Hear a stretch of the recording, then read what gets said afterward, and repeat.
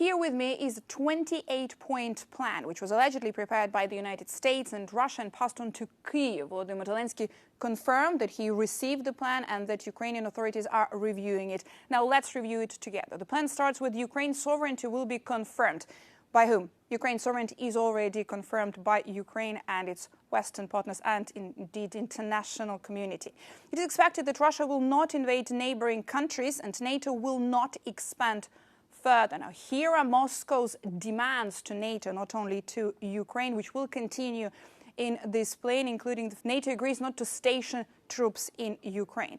It then goes into Ukraine will receive reliable security guarantees. Now, mind you, Ukraine already received security guarantees as per the 1994 Budapest Memorandum, which guaranteed its sovereignty and territorial integrity in return for Ukraine giving up the third world's largest nuclear arsenal. The size of the Ukrainian armed forces will be limited. This is something that Russia has been insisting upon since the very beginning of the full-scale invasion, wording it as demilitarization of Ukraine. Following in the same category is demand about European fighter jets not to be stationed in Ukraine and instead to be stationed in Poland.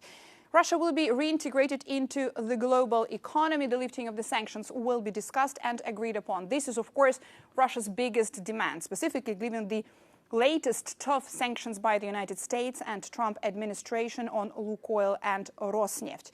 There is an interesting part regarding the frozen asset. So, according to this leaked plan, $100 billion in frozen assets, frozen Russian assets, will be invested in US-led efforts. And the US will receive 50% of the profit from this venture. Now, this is something that the European Union clearly will have a lot to say about.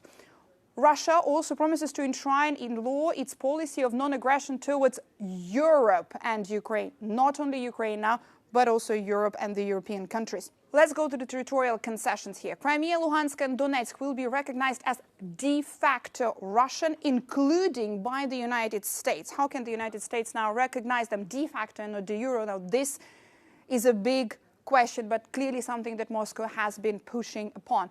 Kherson and Zaporizhia regions will be frozen along the line of contact. Russia does not control any region of Ukraine in its entirety. Now, the biggest presence and the biggest occupation in terms of the percentage of the territory that Russia has currently in Ukraine is Luhansk region. When it comes to Luhansk and Donetsk regions, known together as Donbas, this is not the area that Russia has been trying to occupy since the beginning of the full-scale invasion in 2022.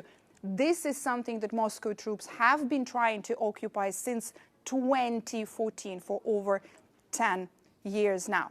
One of the most important points in this alleged plan that was leaked on Thursday, all parties involved in this conflict will receive full amnesty for their actions during the war and agree not to make any claims or consider any complaints in the future.